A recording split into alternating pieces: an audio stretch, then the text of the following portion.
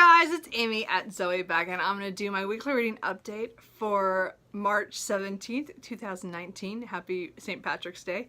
I did buy myself a Guinness for tonight. Anyway, no big deal. Anyway, so, and I wore green. See, I did good. I didn't even think about that actually until just now. Anyway, we'll go there. Green is my favorite color, so I normally wear it anyway, so it doesn't matter. Anyway, so I'm a little rambly today. I don't know what it is about it. Anyway, so I'm going to do my update of the stuff that I finished, the stuff I'm in the middle of, and then what I think my plans are going to be for this next week. Just so you know, I haven't been filming a whole lot. Again, it's just been really the updates this month due to work earlier in the month, and then my eye, just an update on my eye. It is better, but it's still sensitive, so I have to take medication for another 5 days. So it's definitely better. The pain is gone. It's just achy, you know, like, so you can feel your eyeball, which is always a weird feeling, I must say. So, but everything's good. The iritis is clearing up like it's supposed to. I'm pretty much on track. It feels about the same as it has the last 5 times I've had this. So, that is going well. But that meant I didn't really read a whole lot this week. Because it hit on Sunday. I read a little bit on Sunday before I really the pain was getting bad enough where I couldn't read. And then Monday I was totally wiped out. I actually was not, I went to work, which was stupid. I could barely see to drive with the headlights hitting me. Yeah, I already got the lecture from my brother. Anyway, but the point is I left work after a couple hours and went to the eye doctor, and then the whole fiasco about all that. I don't know. It was horrible. They got me one medication that I normally get, and it was back ordered, so nobody had it anywhere in town. So I had to get a different kind, which is working just fine. It was an extra 3 hours that I was without medication, and during that time my iritis got progressively worse. It had hit the point where it just got worse and worse. So I pretty much lived in a cave for the rest of Monday, and my brother had to drive me to the pharmacy because I could not see it at all at that point, like out of that eye, and the sun was just too much. And of course it was a sunny day, and you know. Okay, so that's my little update. I did make it, and then by Tuesday I was able to go to work and my eye was not hurting anymore, but Monday was a complete wash. But Tuesday I could not read. I could not physically read. I could barely read my computer at work. I was still having trouble, but I was able to do it. I just had to take breaks a lot more often than I normally did for eyes, like you have to looking at the screen. And then Wednesday was a little bit better. So I think Wednesday night I read a few pages, and then Thursday I read more, and then by Friday I was able to read without any problem. But it was just it was pretty hard on me because I laid there like, I want to read, but I guess we're just watching television. So I watched a lot of BookTube. I think I caught up on like everything I was behind on. I don't know. Anyway. So anyway, now that's a long intro. Sorry. So that was my update. I don't know if you guys care or not. Sorry about that. I just put it in there. Anyway, so I did finish my first Mammoth though this week, and I'm pretty excited. And again, that was Washington Alive by Ron Chernow. I was listening to this on audio in my car, and I did start this early. I fully admit that I did not do just in March, but at the time I wanted another audiobook to start, and I was like, well, I might as well start the big one that's gonna take me forever. So again, this clocked in at 817 pages without the notes. I didn't count those. Mostly because I didn't look at them because I listened to it on audio. So, but it comes in at 8:8, you know, so I still made my Mammoth. I would still count it. I still did most of it this month. Anyway, I really enjoyed this as a biography. I think it was really well done and very well rounded on all aspects of Washington's life. And I did like the fact that a lot of things weren't glossed over, you know, to kind of make him look better. It actually, I think it was really well done to make him look human. And to me, that was the main point. That's, for me, is what a biography is supposed to do, is it's supposed to show how they achieved what greatness, you know, what we think that they did, or that, you know, that their time thought they did, and then also to show that they were not perfect. And I did really appreciate all this stuff in here. It did make me definitely want to continue with the presidential biographies, because now I already have several of them ready to go that I picked up at library sales. So I'm ready to start them. I'm just haven't decided if I want to buy audiobooks for the ones I've got at like I have John Adams next by David McCullough. And then I have, I have a Jefferson one by John Meacham, and I did have a couple of other ones. And I also have the Hamilton one by Ron Chernow. So I'm not sure if I'm going to go audio on all of them. I might, because I really like history that way. So I might use my Audible credits for a while on these, because I hope to pick up John Adams by June at the latest. I want to try to get at least 3 done this year.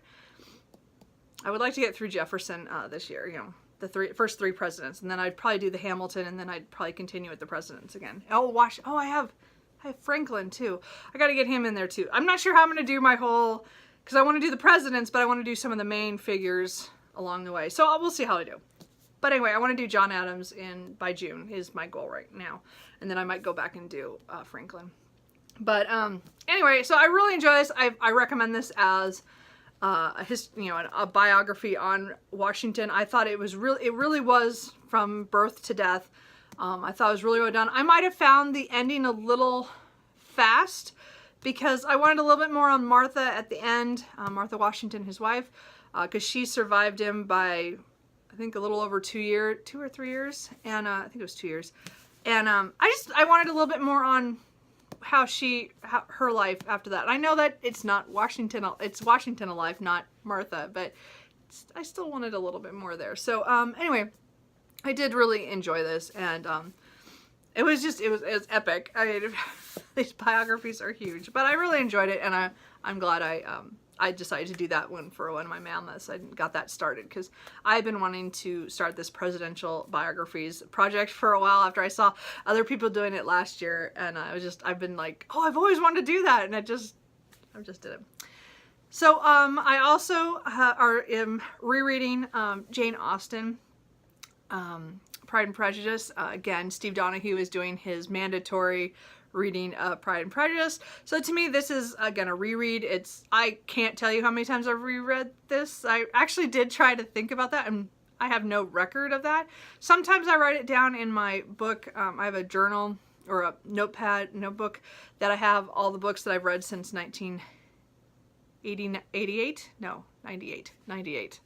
And so, but I read it for the first time back in the early 90s, so I can't really count how many times between them, because through college I focused on Jane Austen for my bachelor, so I don't know how many times I've read this book, but I still love this book. And so we are in the 3rd section. We're doing 15 chapters a week.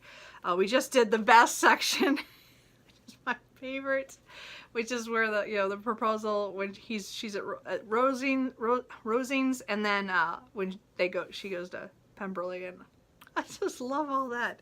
So anyway, I'm looking forward to Steve's video today again, and then I can restart and finish this book. It was so hard on a Friday to stop at the 15 chapters. I really wanted to continue, because by then I was so into it. And again, I love this book, so hard to say. And again, I'm hoping everybody knows what Pride and Prejudice is. If not, you need to be reading this because it's mandatory. Steve Donoghue said so. Anyway, so as I said, I read my chapters needed for this week by Friday on that one. So that's kind of the one I picked up when I could start reading again. I figured I'd pick up a reread because it's easier. Though my eye issues, I was picking it up, putting it down, but it was easier to keep track of where I was because it's a book I've read many times. So I did not pick up 20 Years After by Alexander Dumas until Saturday morning. I waited until then before I felt ready to go back to this. So I think Sunday I got to about 218 pages. I think that's what it was. And then I didn't touch it for 5 days. So yesterday I did read 100 pages, a little over 100 pages on this. I am taking part in, so this is my second mammoth. This is it's 840 some page, 44 pages. So it does count for my mouth, because I'm definitely reading all the notes in this one because it's so interesting. because Alexander Dumas does not remember half the stuff he puts in. It's hilarious. But because this is a historical fiction book from, two centuries before he was writing it. So it's interesting. It's just fun. It's historical. No, it's a historical classic. Anyway, that didn't make any sense. Never mind. Sorry, guys. I can't come up with a way to say that. I'm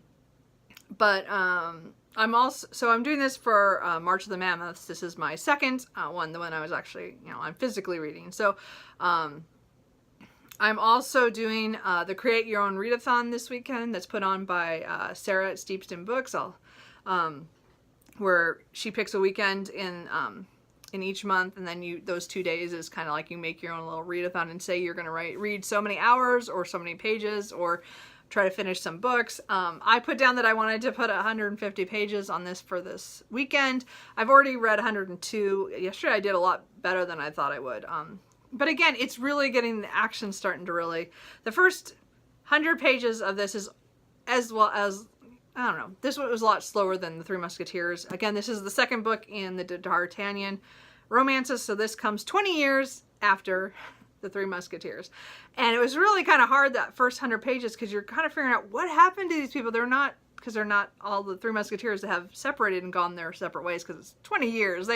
Things have happened. And right now the intrigue and there's more political stuff in here from that time period than I know anything about. So it's very interesting. And I love, it's so funny and sometimes, and then there's action and adventure and I really enjoy this. Anyway, so I'm doing the Create Your Own Readathon to try to get farther into this mammoth, since I lost pretty much a week because of my iritis. So I did, as I said, 100 pages yesterday, so I'm hoping to do another 100 today, and then that would put me at least halfway, so I'd be 50% through. So that means that I still have over 10 days to finish out to get that 400 pages done. So I think I can do it. I think this week I'll make really good progress. I'm hoping by next weekend I will be finishing this. I'm not sure I'll be done by next Sunday, but I might finish it on Sunday. I don't know. We'll have to see how it goes. It matters if I can read without the TV on, because I feel like I have to do that with this. Anyway, so that's kind of what I'm doing right now. Maybe that was a little more rambly than normally. Anyway, but that's going to be my focus for this week. I'm not going to have an audiobook right now. I have an idea of when I want to go to next, but I think I'm going to give myself a couple of days, if not a week, off, because I did 2 really big biographies back to back. I did Becoming by Michelle Obama, and then I went to Washington. And they're both huge, long audiobooks, and I just think I need a break, so I'm going to have some music in my car for a while. So I'm not going to have an audiobook going probably this week. Now, if that could change in a couple days when I just decide I really want something in the car, and I'll do that. I did want to show kind of a quick little library haul, because I'm not getting a lot of books from the library, but I kind of had this... I wanted to look at these books, and I didn't want to pay for them, so this is the way you do it. So I saw this at the... So I saw this at a bookstore, which was A Middle-earth Traveler by John Howe. And again, it's about sketches from Bag End to Mordor. So it's just, pictures and descriptions of things from, Tolkien's Lord of the Rings and The Hobbit. And I just wanted to look at it. I don't know, I was looking at some site that was showing some pictures, and it made me remember that. And I also got the artwork from Fellowship of the Ring. So that's kind of... There's a lot of pictures and things. We'll see. I don't know. I'm just going to go through them. I'm not going to be very close reading probably, but these are just fun. And then I got the art of the Lord of the Rings. And this one has more text in it, so I'm not sure. This might not, I don't know. Oh, well, there's a lot of pictures still, but there's this one I might read. I don't know. We'll see. They're kind of just, I have them for 3 weeks, so I can totally not, I can either go through them quickly or I could take some time with it. So we'll see. I might read. I mean, I want to at least look through them. I don't know if I'll close read them. They're not really ones I'm going to mark on my Goodreads unless I actually really read them. Right now, they're just to glance at and look at. And I just didn't want to pay for them, so I'll just look them over. So that's it. What are you guys reading? Anything good? I hope your guys this week was much better than mine because it was a hell week. And I was busy during work too, so that was hard. Anyway, so that's it. I will talk to you guys later. Bye.